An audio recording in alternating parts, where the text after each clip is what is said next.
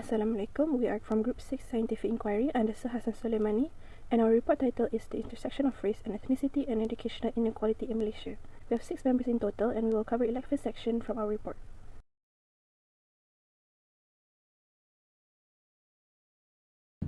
Hello and good day. My name is Sofea Dayana, and I'm going to start our presentation with the introduction. For this research, we picked the SDG Reduce Inequality, and it aims to minimize different types of inequality. Among all the SDG, Reduce Inequality is the most eye-catching to us because of its vital importance in promoting a just and equitable society. People often view education as a great equalizer to give people the chance to escape the cycles of discrimination and poverty, and this SDG has a strong resonance with it. Next, our research aims to investigate the reasons and solutions of the educational inequalities in Malaysia. It also explores the elements that cause educational differences. The theme driving our research is institutional racism and ethnic discrimination in education, while the variables of our investigation includes ethnicity, skin color, and religious beliefs. We hope to penetrate the root of social growth and societal fairness with our research, and it is important because it speaks directly to our SDG by exposing systemic inequalities in education that limit our social advancement. Hi, my name is Adam, and I'm going to present about our first two literature review. So for the first one is by Wong in 2020. His research revealed 3 risk causes of racism among UK students, their naive perspective, where they view racism as a past issue by standard discourse, where they acknowledge racism but remain passive in the victim discourse, which includes students who have personally experienced racism or harassment. Secondly, Wong's study also highlights a culture of silent and bystander complex in universities, perpetuating racial inequalities. It emphasizes the need to address socio-economic factors and promote a stronger sense of belonging for all students, especially minority ethnic ones, to create a more inclusive environment. Secondly, by Richardson in 2020, study on gender, social class, and ethnicity in UK higher education reveals higher participation rates for girls, middle-class children, and ethnic minority children. White working-class boys have the lowest participation rate. Women are more likely to obtain good grades, while white middle-class women are more likely to do so. My name is Irfan Haziq, and to continue our literature review from HASSAN in 2021, the report shows high ethnic tolerance among Malay, Chinese, and Indian undergraduates. It underscores the religious understanding, cultural pride, and family or community influence tolerance. Emphasizing cross-ethnic social interactions is crucial for fostering a comfortable and collaborative environment among diverse student communities. From Becker's and Priest 2015, in the US, minority races tend to perform worse academically but better socio-emotionally. The races are not causing the academic difference. Instead, it is affected by the different factors outside of school, such as financial and living and family conditions. From Nasir et al. 2020, microaggressions rising among Malaysian students from the concept of keturunan Melayu, granting privilege to the majority Bumi Putra race. This can provoke a sense of depression or oppression among other student ethnicities, hindering national unity. Overlooking qualified minority students based on race leads to loss of valuable contribution, loss of unity, equal recognition, and utilization of diversity for societal progress. Hello, my name is Fatin Maisarah, and I'm going to present on our research questions and objective. So there are 2 research questions, which is we're going to find the underlying causes of racial and ethnic inequality in education, focusing on resources and educational outcomes among university students. Also, we're going to find how stereotype threat affects educational experience of university students from different racial and ethnicity background. And then, in order to answer these questions, we thought to seek it by having 3 objectives of this research, which are to analyze the resource disparities among students of diverse racial and ethnic backgrounds by identifying specific areas of inequality and their consequences on educational outcomes. And we're going to examine the impact of stereotype threat on access coursework, academic self-efficiency, and also the students' overall perceptions of the learning environment. And the last one, we're going to propose ways to promote educational equity and inclusivity, emphasizing the importance of addressing both resource disparities and stereotype threat.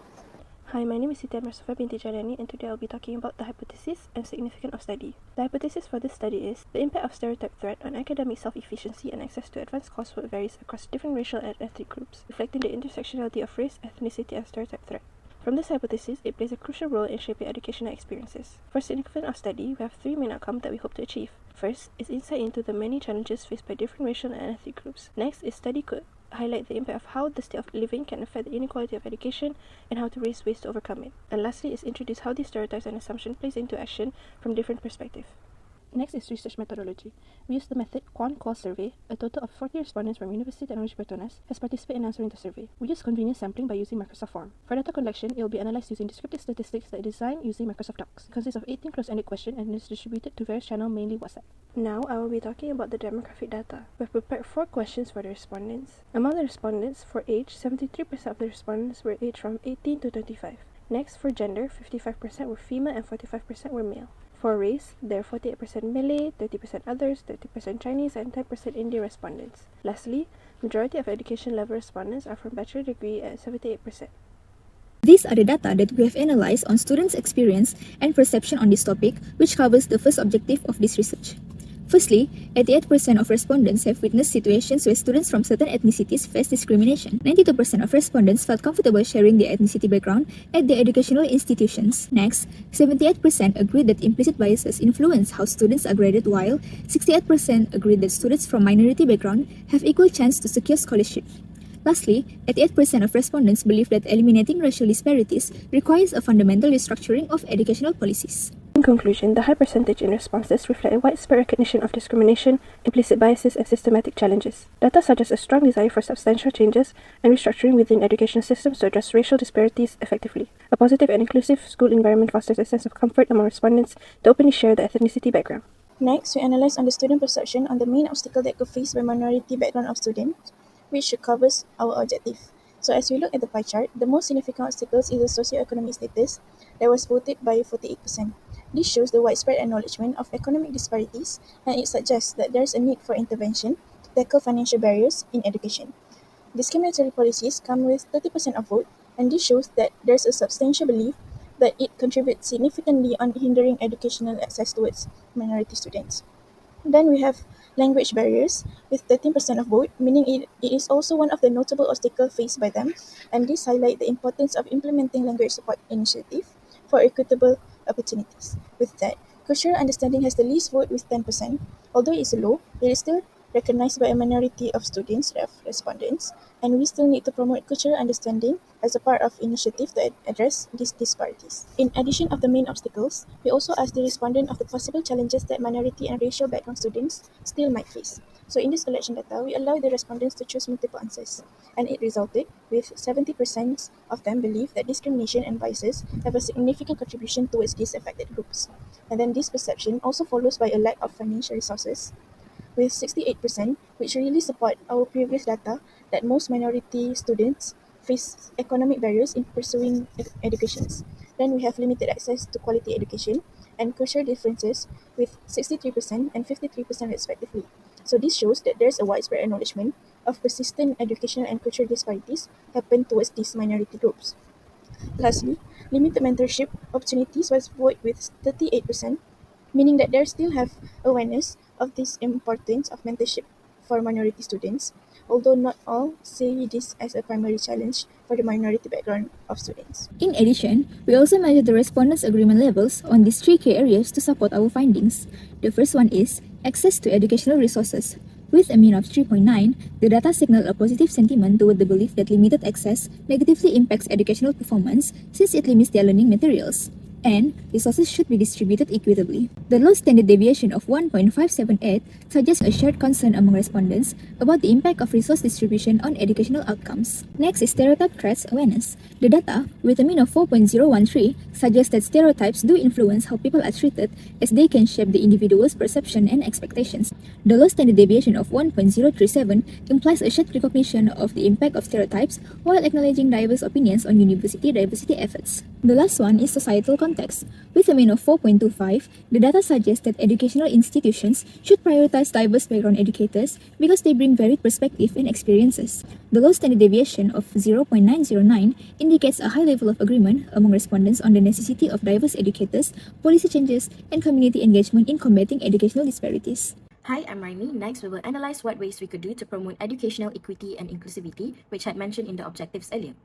In this figure 1 bar chart of effectiveness policies in promoting equal access to educational resources, we gathered 40 participants for this response, and it revealed a diverse new viewpoints. 40% of participants has expressed support for needs-based scholarships as an effective policy. This significant endorsement reflects a widespread acknowledgement among respondents to the financial barriers that some students face, emphasizing the importance of targeted financial assistance in addressing educational disparities. Another 35% of respondents endorsed anti-discrimination policies as effective in promoting equal access. This high level of support underscores a collective recognition of systemic biases and discrimination as significant barriers to educational resources. Participants likely believe that policies explicitly addressing discrimination are crucial for creating an inclusive and equitable learning environment. 18% of the participants has support culturally desensitive curriculum development. This suggests an understanding among the subset of respondents about the importance of aligning the curriculum with diverse cultural backgrounds to ensure that educational resources are inclusive and relevant to all students. 8% of participants see that language support programs as a crucial effective policy. This implies that this subset of participants perceive language barrier as a substantial issue in accessing educational resources. They will likely believe that targeted language support initiatives that are essential for ensuring equitable access for all students, including those facing language challenges. Next is the bar chart of support structure for mitigating stereotypes threat among students. There is variation in the perspective expressed by 40 participants when it comes to the best support structure for mitigating the threat of stereotypes among students. The most well-liked method was educational workshop on stereotype awareness, as favored by 34% of the respondents. This preference suggests a collective recognition of the pivotal role that awareness building plays in challenging and dismantling stereotypes. Participants likely believe that fostering understanding through education is crucial for dismantling preconceived notions and bias. Following closely, peer support groups and counseling and mental health services each secured 23% of the votes. This significant endorsement implies a widespread belief in the effectiveness of social and mental health support system to counteract the impact of stereotypes on students. Following closely, peer support groups and counseling and mental health services each secured 23% of the votes. This significant endorsement implies a widespread belief in the effectiveness of social and mental health support systems to counteract the impact of stereotypes on students. The preference for peer group support groups suggests the importance of creating a communal environment where students can share experiences and confront stereotypes collectively. Simultaneously, the support for mental health services underscores the acknowledgement of the emotional toll that stereotype threat may have on students, emphasizing the need for comprehensive support. In addition, with 20% participants, faculty mentorships program were also recognized as effective ways to mitigate the threat of stereotypes. This suggests an understanding among participants that mentorship from faculty can provide valuable guidance, support, and a counterbalance to stereotypes, fostering a positive and inclusive academic environment. Moving on to our next bar chart of effective initiative in addressing disparities. The significant 35% of our respondents supporting the implementation of a zero-tolerance policy for discrimination underscore a collective acknowledgement of the need for firm measures to counteract disparities, emphasizing the importance of creating a clear stand against the discriminatory practices. The 25% of participants endorsing the establishment of diversity and inclusion committees signal a belief in the efficacy of structured organizational frameworks. This suggests that participants see value in formal structures that can systematically address and promote inclusivity, ensuring ongoing effort to combat disparities are institutionalized. 20% of respondents supporting both student-led initiatives promoting inclusivity and creating platforms for open discussion on race and ethnicity, emphasize a grassroots and a dialogue-driven approach. This indicates a recognition that active involvement from the student body and open conversations about race and ethnicity are integral components of fostering collective responsibility and addressing disparities from the ground up. To complement our two quantitative data, we have asked two open discussion to also gather qualitative data. Our first question is how stereotypes affect students are treated. From the response collected, we are able to identify specific areas of inequality such as racial segregation activities, skin color-based bullying, biased treatment in academic opportunities, and systemic bias in admissions and evaluations. It is important to identify these areas to answer our first objectives. Respondents also mentioned that these have impacted students' social dynamics, mental well-being, academic performance, and opportunities. This allows us to understand the threat that respondents feel from stereotypes, as mentioned in our second objective. Our second question is race community help with addressing disparities. Our responses to this question help answer the objective. The 7 out of 40 respondents gave an answer to this question, showing a potential belief in the significance of community involvement, suggesting encompasses diverse initiatives such as organizing awareness weeks, social media campaigns, hosting seminars, and advocating for heightened awareness among students and lecturers. Additionally, opinions converged on fostering bonding among diverse groups, creating support networks and mentorship opportunities, implementing delivery of policy changes for fairness within educational experiences. For the conclusion, the survey on the intersection of race and ethnicity in educational inequality in Malaysia provides valuable insights into the challenges faced by minority students in Malaysia. Second, the survey data reveals the limited access to quality education, financial constraints, discrimination, biases, and cultural differences are significantly addressed. Thirdly, the majority affirm witnessing students face discrimination, expressing comfort in sharing ethnic background, and believing in equal opportunities for minority backgrounds in securing scholarships.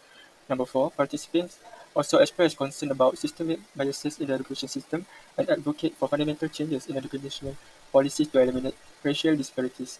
And lastly, the survey calls for concerted efforts, including policy reforms, awareness campaigns, and community engagement to foster shared responsibility and create an inclusive and equitable educational landscape.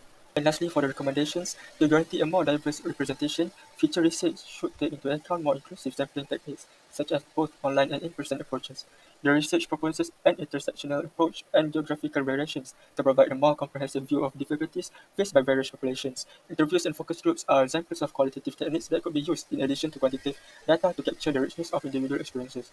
Targeted tactics could be informed by revealing differences through comparative analysis between various educational institutions and locations. That's all from our group. Thank you for listening.